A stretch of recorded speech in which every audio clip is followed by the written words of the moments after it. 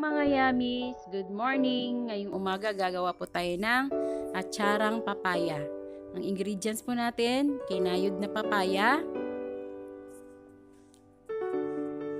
capsicum, garlic, onion, carrots, na hiniwang pino, ginger na hiniwa rin na pahaba, pino, asukal, asin. At syempre po, ang star dito is yung vinegar. Cane vinegar po ang ginamit ko. So, sisimula na po tayo. Panang kawali, lagyan ng kaunting mantika. Kaunti lang po. O yan, tama na. Kaunting mantika. Igisa lang po natin yung ating sibuyas. Igisa po natin yung sibuyas natin. Ilagay mo na yung sibuyas. Ayan. Ilalagay na niya ang sibuyas. Sibuyas. Igigisa-gisa lang. Ayan. Gisa-gisa. Gisa-gisa. At saka, ihalo na rin po ang garlic.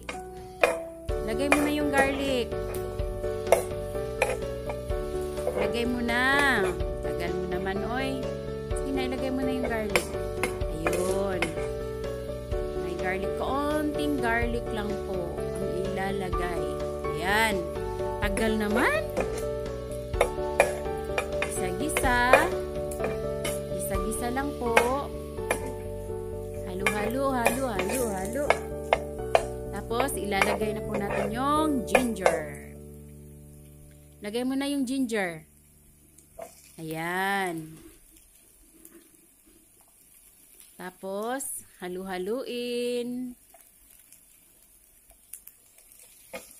Halo, halo, halo. Halo, halo, halo.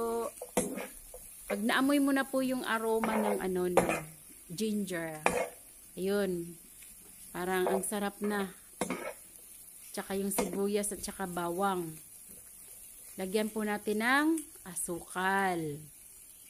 Yung asukal po is 3/4 cups. Yan lang po yung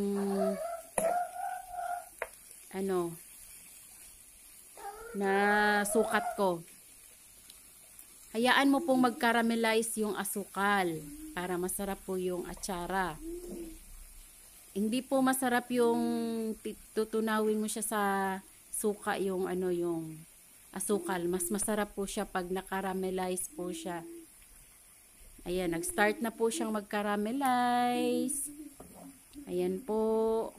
Halo-haluin lang po para wag masunog. Ayan. Ayan, nag-start na po.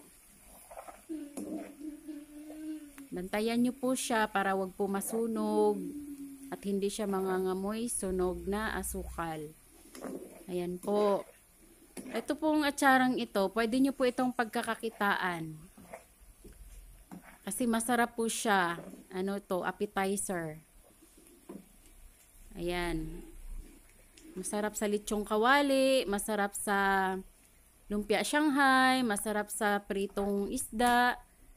Basta masarap siya pang pang tanggal umay. Ayan, nag-caramelize na po yung asukal natin. Idadagdag na po natin dito yung suka. Lalagyan na po natin siya ng suka.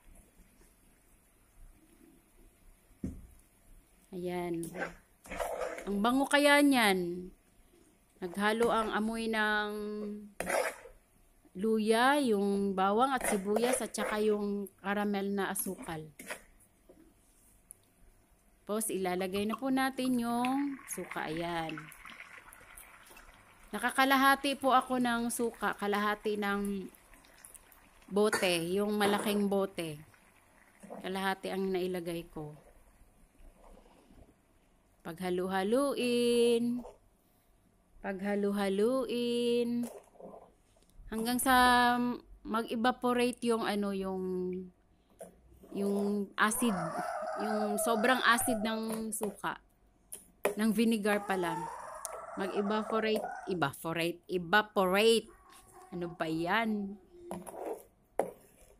Nabubulo na ang Bisaya. Gutom na. Tanghalian. Wala pang tanghalian. Ayan, lagyan natin ng konting asin. Ay, hindi pa pala konti. Madami-dami din po yung asin. Siguro mga 1 teaspoon. 1 teaspoon or more. Depende po sa panlasa ninyo. Basta ang sa akin po, yung nag-aagaw yung tamis, alat, at saka asim. Yun ang masarap. Ayan na po. Tapos ilalagay na po natin yung carrots. Yan. Yung carrots. Huwag po nating lutuin yung carrots. Parang iba-blanch mo lang siya dyan sa suka. Kasi pag naluto po yung carrots, hindi na po masarap. Hindi na siya crunchy. Dapat crunchy siya katulad ng papaya.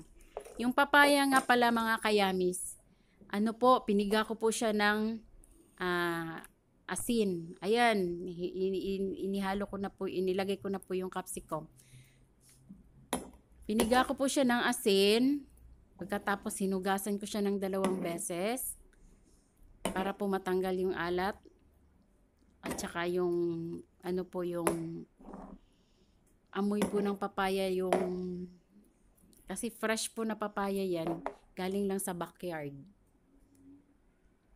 Ay, hindi po pala backyard. Harapan po ng bahay. Doon po galing yan. Maraming tanim. Paghalu-haluin lang po. Ayan na po. Siya nga po pala. Naglagay ako ng konting color nito. Yung dilaw. Konting-konti lang po para hindi po siya magmukhang tawag nito. Basta sa Bisaya, luspad. Ayan. Luspad. Ewan ko sa Tagalog kung ano yun. Mga Bisaya, alam na nila. Ayan, luspad siya. Luspad. Ano ba yung Bisaya ng luspad? Ay, ano ba ang Tagalog ng luspad? Comment nyo nga po kung ano pong Tagalog ng luspad. Ayan po. Kaya naglagay ako ng konting color na dilaw. Para magkakulay naman po siya. Ayan na po. Basta ang sarap po ng atsara. May lechon kawali, may pritong isda, may lumpiang Shanghai. Yan po ang appetizer or appetizer siya at saka pang tanggal umay. Ayun. Sobrang sarap ng atsara. Ito pong atsarang ito, 100% po. Masarap siya. At saka pwede nyong ibenta. Hala, pasensya na kayo sa alaga ko at sumasali siya sa pag-i-edit ko. Sisisigaw din po siya. Ganito po ang ginawa ko. Kasi po, habang nagluluto po ako at nagsasalita, minsan po, hindi masyadong naririnig yung mga sinasabi ko.